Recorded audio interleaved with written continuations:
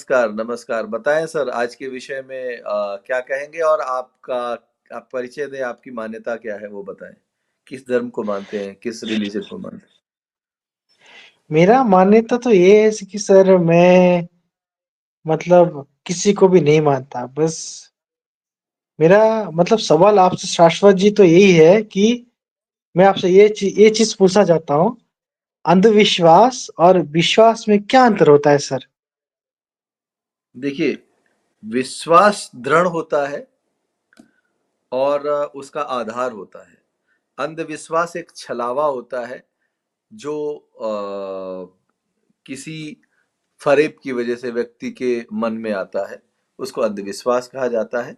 और विश्वास जो शाश्वत होता है, जो सत्य होता है, जो दृढ़ होता है, जो कभी परिवर्तित नहीं होता है, उसको विश्वास कहते हैं। जी। जी, ठीक है शाश्वत जी। देखिए मैं तो आपसे पहले से भी जुड़ा हुआ हूँ, आपसे आपकी मैं हुँ, वीडियो भी देखता हूँ। और लेकिन हुँ, मुझे मतलब मन में मेरी मतलब यही चीज़ मतलब मुझे मतलब मेरे दिल में मतलब मेरे खुद के विचार हैं, मैं अपने से बताऊँ। मतलब मुझे इस चीज़ में दुःख लगता है कि मतलब लोग जो होते हैं ना मतलब कि वो लोग मतलब जैसे कोई धार्मिक लोग होते हैं जो किसी ईश्वर में आस्था रखते हैं या किसी अल्लाह में मतलब आस्था रखते हैं। वो लोग मतलब कोई बाबा-ढाबा के चक्कर में पड़ते हैं, फिर प्रॉब्लम में फँसते हैं। तो मतलब मैं उस चीज़ में फँसा हुआ हूँ। मतलब वो लोग सोचते हैं कि मतलब कोई ताबीज़ दे देगा, कोई मंत्र पढ़ देगा तो उनका कुछ काम बन जाएगा। तो वो लोग फँस जाते हैं ना, तो मुझे उसमें मतलब थोड़ा-सा सर थोड़ा तकलीफ लगता है सर। तो मतलब मैं जी, जी। उसमें मतलब मैं तो मुझे डिफरेंशिएट भी नहीं कर पा रहा हूँ मतलब भगवान में मुझे भी मानूँ।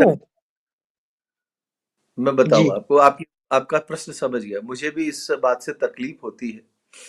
परमात्मा ने नहीं कहा ना कि आप किसी की ताबीज़ पहनकर जो है अपनी परेशानियों को दूर करें। परमात्मा ने भगवत गीता में कहा है कर्म करो, कर्मण्येवाधिकारस्ते माँ फलेषु कदाचन। परमात्मा ने कहा है कि सांसारिक मोह माया से विरक्त होकर जो मेरी शरण में आएगा मैं उसको मोक्ष दे दूंगा। जब ये सब कहा है तो सांसारिक सुविधाओं के लिए माया मोह के चक्कर में किसी ताबीज और इन सब के पीछे जो पड़ता है वो तो अंधविश्वास ही है ना। तो परमात्मा से के मार्ग में से दूर जाने की बात है ना। तो वो धर्म कैसे हो सकता है? जो परमात्मा ने कहा है वही धर्म है। तो असली धर्म को पहचानो और जो अंधविश्वास के फेर में पड़ रहे हैं उनसे दूर जाओ, यही तो सनातन कहता है। इसमें क्या परेशानी है आपको? जी। जी, जी, जी, शाश्वत जी। मतलब मेरा तो यही बात है कि मैं जब भी आपसे मतलब बात करता हूँ ना शाश्वत जी, मतलब आपसे मतलब एकदम सही और एकदम मतलब उचित सवाल ही मिलता है sir. Thank you sir, love you, हाँ टेक भाई, केयर। मैं आपको एक चीज और बताऊं। हेलो। जी, जी, हेलो। बताइए प्लीज़। हाँ, मैं आपको बता रहा था, गीता का दूसरे अध्याय का 42 और 43 श्लोक है, उसमें लिखा है कि जो वेदों में कर्मकांड है उसी पे लक्षित मत रहो। ये कहा है अपने कर्म करो। वो तो मन की शुद्धि के लिए है कर्मकांड, ये साफ लिखा हुआ है उसमें। मन की शुद्धि जी, करने के लिए, पॉजिटिव एनर्जी। हाँ। जी, तो जब आ, गीता में कह रहे हैं तो उससे। और शाश्वत जी, हम्म। आ, मैं आपसे एक बात पूछूं। आप तो मेरे बड़े भाई हो, मैं तो मतलब मैं आपको बड़े भाई जैसे समझता हूँ। लेकिन जो कृष्ण भगवान जो गीता में जो बोलते हैं कि मतलब कर्म करो फल की चिंता ना करो, ठीक है। अगर मैं हम्म। कर्म करता हूँ तो फल की चिंता ना करूँ, जैसे अगर मैं कुछ भी करूँ, जैसे कि हम्म। मतलब अगर मैं मान लीजिए कि मैं अगर जैसे कि मतलब मैं अगर मान लीजिए कि मतलब मैं अपने घर के आगे कचरा फेंक रहा हूँ, उसका मैं हम्म। चिंता नहीं कर रहा हूँ, लेकिन समाज के मेरे घर के आजू-बाजू तो कचरा कचरा मतलब कचरा तो बढ़ रहा है। अगर मैं उसका चिंता ना करूँ तो कैसे होगा सर ये? ये मुझे समझ में देखिए, नहीं आता है सर। कर्म की परिभाषा यहाँ पर आप नहीं समझे। कर्म का मतलब है जी, सत्कर्म, सत्कर्म, ठीक है? कर्म की परिभाषा भी भगवत गीता में ही परमात्मा ने बताई है। और जो कचरा फेंकना है, यानी कि जीव की स्वतंत्रता का हनन करना है। कचरा फेंकने से किसी को बदबू आएगी, किसी को असुविधा होगी या समाज में अराजकता फैलेगी, ऐसे कर्म को अधर्म की श्रेणी में कहा गया है, पाप कर्म की श्रेणी में कहा गया है, या उसको दुष्कर्म कहते हैं। तो सत्कर्म और दुष्कर्म। दुष्कर्म के बीच का अंतर समझो। उसके बाद जो कर्मण्येवाधिकारस्ते माँ फलेषु कदाचन, ये जो भगवान श्री कृष्ण कह रहे हैं सत्कर्मों की बात कह रहे हैं। ऐसे कर्म जो जीव को प्रसन्नता दें, जीव को स्वतंत्रता दें, जीव को जो है समाज में जीने का अधिकार दें, किसी के अधिकार का हनन ना करें, ऐसे कर्मों को करो। और स्वयं के लिए जो आप कर रहे हो उसको भी परमात्मा में समर्पित करके करो, कि यानी कि अपने लिए जैसे जीविकोपार्जन के लिए कोई का धनार्जन कर रहे हो आप, कोई ऐसा काम कर रहे हो, व्यवसाय कर रहे हो, तो उसमें आप अपना कर्म करो कि भाई हमने व्यवसाय करना है, ये चीजें देनी है, इतना हमें प्रॉफिट होगा, उस प्रॉफिट से हमें जो है प्रॉफिट आएगा नहीं आएगा हम अपनी मेहनत करेंगे, रोज सुबह दुकान खोलेंगे या अपना जो भी नियत कर्म है वो करेंगे। उसके बाद जो कुछ आएगा वो परमात्मा की मर्जी, और जो आया उसको परमात्मा में ही समर्पित कर देंगे। तो इस तरह का जो कर्म होता है, निष्काम जो कर्म होता है, वो कर्म करने की बात कही है परमात्मा ने।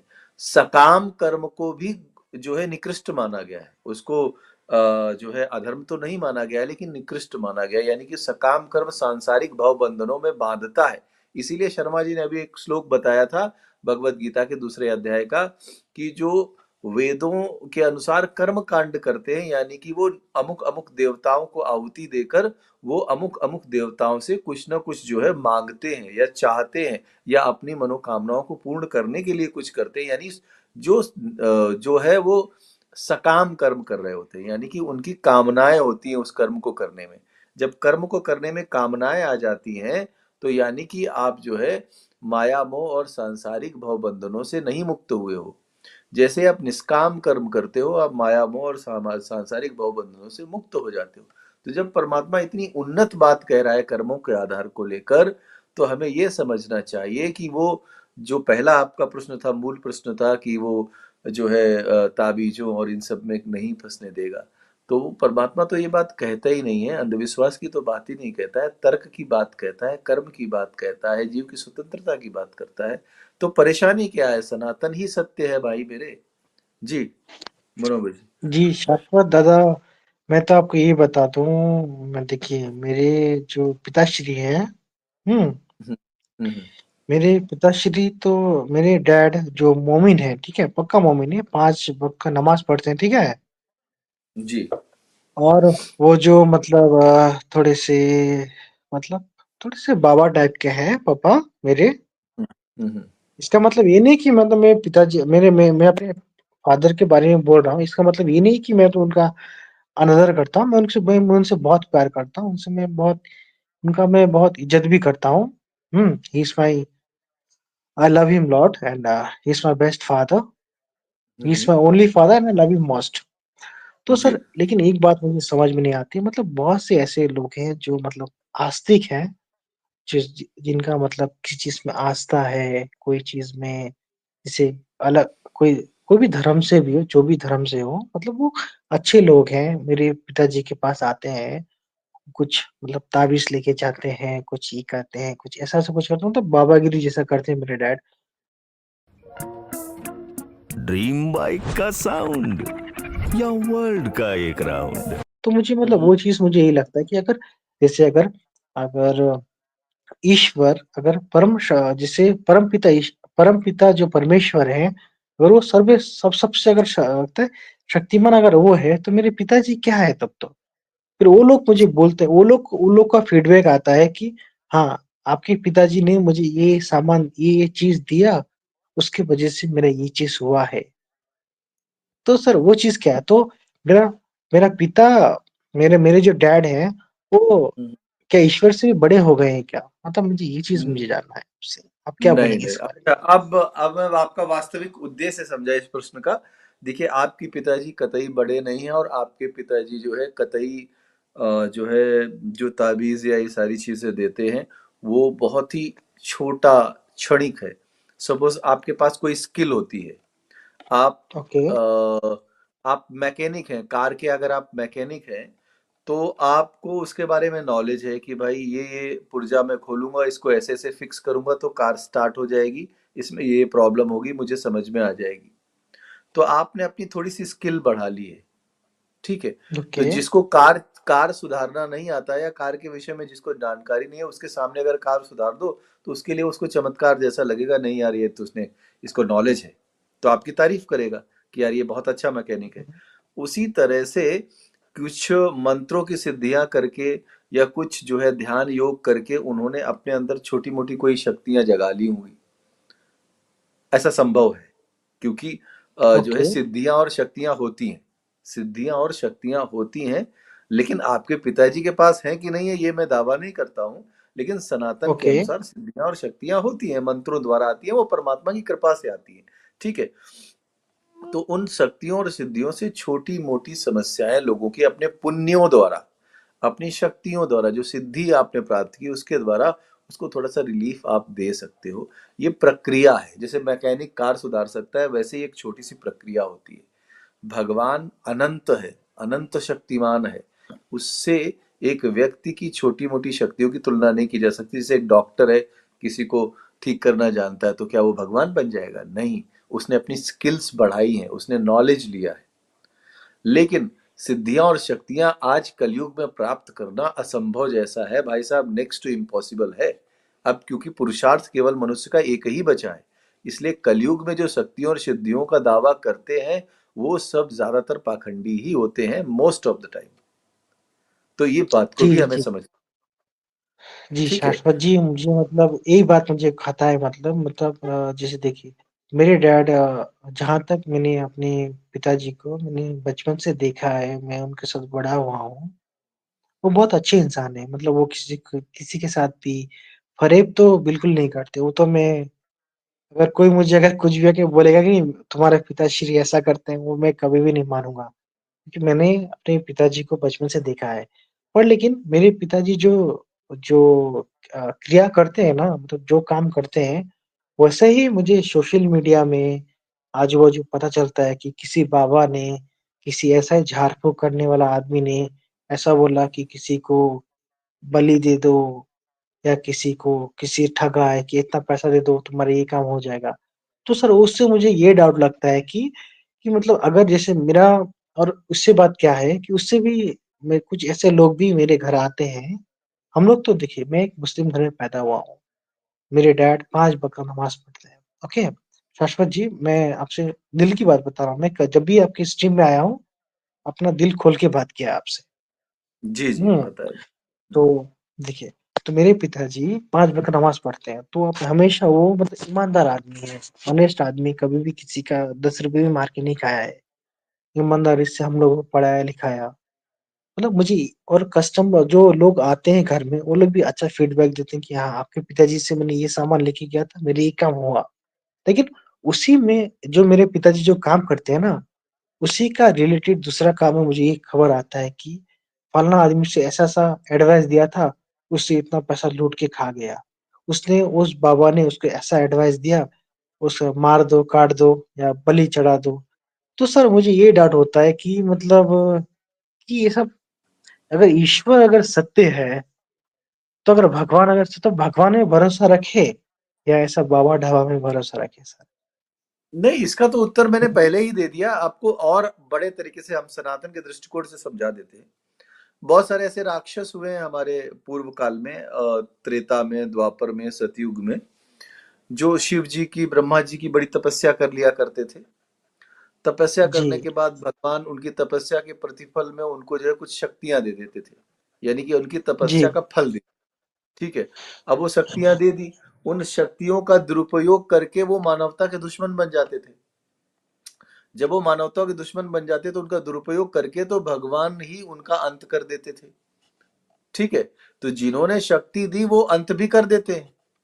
तो जो किसी सिद्धि शक्ति का दुरुपयोग कर रहा है, उसको ठग रहा है जनता को, उसका अंत भी बहुत ही निकट होता है। परमात्मा उसको कहीं ना कहीं तरह से उसका अंजाम बहुत बुरा कर देते हैं। आप ये भी उदाहरण देख लेना, जिसके पास सिद्धियां शक्तियां हैं और जो परोपकार के कार्य में लगा रहा है, पैसा या लालच या किसी को ठगना ये सब नहीं कर रहा है और केवल लोगों की भलाई के लिए ऐसा काम कर रहा है, उसको जो है परमात्मा जो है कभी नुकसान नहीं पहुंचाते। तो इन चीजों को ऐसे समझिए, पूजा या मानना परमात्मा को है, ये तो अदना से इंसान है, इनको छोटी सी स्किल्स इनकी बढ़ी है। सपोज इसको और तरह से समझा दूं मैं, जो हमारे अवतार होते हैं, तो इस ब्रह्मांड में उद्भिज, जरायुज, अंडज, पिंडज और श्वेतज, ये 5 प्रकार के प्राणी होते हैं। एक होते हैं जो केवल पेड़ पौधे होते हैं, एक होते हैं जो पसीने से पैदा होते हैं, वो केवल चल फिर पाते हैं, उन सोचने समझने की शक्ति नहीं होती, उनके अंदर संवेदनशीलता नहीं होती। उसके आगे और बढ़ते अंडज होते हैं जो चल फिर भी सकते हैं और आवाज़ भी निकाल सकते हैं और थोड़ा बहुत सोच भी सकते हैं। उसके बाद पिंडज होते हैं जो हम मनुष्य जैसे जानवरों जैसे चौपाए, दोपाए ये सब होते हैं। इनके अंदर थोड़ी और विवेक और बुद्धि और संवेदनशीलता होती है, यानी कि ये 4 कलाओं से युक्त होते हैं, फिर 5 कलाओं से युक्त होते हैं। तो इतनी हमारी क्षमताएं होती हैं। जब हम मनुष्य होते हैं ये 5 कलाओं से युक्त होते हैं बेसिकली। हमको सोचना समझना और दिमाग लगाना, इमोशन सब हमारे अंदर आ जाते हैं। लेकिन अब इन्हीं में से जब हम परमात्मा की उन्नति करते हैं, ध्यान लगाते हैं या कोई ऐसी विधि से अपने शरीर की ऊर्जा को इतना विस्तारित कर लेते हैं कि वो ऊर्जा दूसरों को भी प्रभावित करने लगे या उस ऊर्जा से दूसरों का भला होने लगे, उसको सिद्धियां या शक्तियां बोलते हैं। रिद्धि और सिद्धियां बोलते हैं, जो मंत्रों की शक्तियां होती हैं वो बोलते हैं। तो वो अगर थोड़ी बहुत हमारी अपनी कलाओं में हमने बढ़ोतरी कर ली, तो ये परमात्मा के कृपा द्वारा ही हमने ऐसा किया। इसका मतलब हम भगवान थोड़ी बन गए हैं। इसका मतलब हमारी पूजा हम समाज कल्याण के लिए कर रहे हैं काम, कुछ डॉक्टर हो गए या हम कुछ स्पेशल हेलो। स्पेशल पुरुष हो गए, रहेंगे तो इंसान ही ना। ठीक है, ठीक है तो वो भाई, आप इंसान ही है। अब एक सेकंड। हेलो, आवाज आ रही है? जी आ, जी जी, बताइए बताइए। आपको आपको हो गया? आपको समझ आ गया भूप भाई क्या कह रहे थे? अब बर्गर किंग में मिले 2 crispy veg burgers at just ₹79 and 2 crispy chicken burgers at just ₹9. हाँ हाँ, समझ में तो आ गया। लेकिन मुझे मतलब ये चीज मतलब हमेशा डाउट लगा रहता है कि मतलब जैसे देखिए, अगर कोई आदमी जैसे देखिए, मेरा क्या मानना है कि मतलब जैसे कोई आदमी अगर कोई ईश्वर में कोई भी ईश्वर हो, अगर उसमें आस्था रखता है, वो बढ़िया है। मुझे उससे कोई तकलीफ नहीं है। भले वो दुनिया की कोई भी ईश्वर को माने, अच्छा काम करे, सही से चले, कुछ बुरा काम ना करे, मुझसे कोई तकलीफ नहीं। लेकिन मुझे मतलब इस चीज से तकलीफ लगता है कि मतलब वो अपने बाबा ढाबा के चक्कर में ना पड़े। बहुत फ्रॉड होता है, मुझे ये तकलीफ था। ऐसे भी शाश्वत जी तो हमेशा अच्छा ही बताते हैं। शाश्वत जी को तो हमेशा प्रेज करना चाहिए। जी, okay, thank you very thank you much. Sir. और थैंक यू बोनोबी जी, चलो। आप फिर एक्स मुस्लिम है या आप भी मुस्लिम है? आपका स्टेटस क्या है इस समय? जी सर, मुझे नहीं पता मैं क्या हूँ सर। मतलब मैं बस अपना ज़िंदगी बस अच्छे से जीना चाहता हूँ, अच्छे से काम करना चाहता हूँ और मानवता के लिए मतलब कोई नेगेटिविटी नहीं फैलाना चाहता हूँ। बस इतना जानता हूँ मेरे बारे में खुद चलिए के लिए चलिए, सर। चलिए, थैंक यू। तो आप थैंक यू। कुछ भी रहिए हमारे लिए। आप हमारे भाई हैं, हमारे लिए आप जो है एक सनातनी है जो शांति की बात करता है, जो सौहार्द की बात करता है, वो जो प्रेम प्रेम भाव की बात करता है और सबको खुश देखना चाहता है, समाज को उन्नत देखना चाहता है और स्वयं की भी उन्नति चाहता है। ऐसा व्यक्ति अगर है तो वो सनातनी हम कहलाते हैं। तो आप जी सर। न्याय, सत्य, समर्पण, सामर्थ्य और धैर्य, इन 5 चीजों को अपने अंदर धारण कर लीजिए। आप चाहे नमाज पढ़िए, चाहे मंदिर में पूजा करिए, उससे कोई फर्क नहीं पड़ता। आपका नाम क्या है उससे कोई फर्क नहीं पड़ता। आप सनातनी हैं, हम ये मानते हैं। ठीक है, तो आपके हमारे यहाँ स्वभाव तो और सर आपके कर्म देखे बातचीत से जाते हैं। हम्म हाँ। जी सर, जी। आपका जी। आपके धर्म से हमें कोई मतलब नहीं है। मतलब अगर कृष्ण जी भी कहते हैं किसी भी देवता की पूजा करो, अल्टीमेटली मेरी कर रहे हो, पर तुम्हारे कर्म अच्छे होने चाहिए। बस इससे मतलब होता जी, है।